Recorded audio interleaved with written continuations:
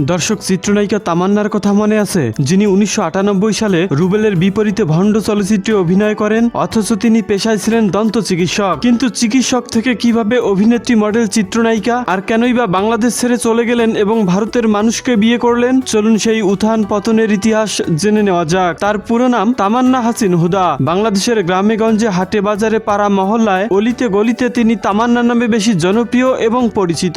তিনি বাংলাদেশের কুমিল্লায় 1 জানুয়ারি 1979 সালে জন্মগ্রহণ করেন। 1995 সালে স্টারশিপে একটি বিজ্ঞাপন চিত্রে কাজ করার মাধ্যমে মিডিয়া জগতে পা রাখেন তামান্না। এরপর বাপ্পারাজের বিপরীতে তাজপুত্র চলচ্চিত্রে অভিনয়ের মাধ্যমে বড় পর্দায় অভিষেক ঘটে। তার অভিনীত সর্বশেষ চলচ্চিত্র পাগল তোর জন্য রে 2013 সালে মুক্তি পায়। তামান্না বর্তমানে সুইডেনে বসবাস করছেন। 26 নভেম্বর 2021 সালে সেখানে বসবাস করা গুজরাটি ব্যবসায়ী মোহাম্মদ দাইয়াকে বিয়ে করেছেন। তবে অভিনেত্রী তামান্না সম্পর্কে আপনার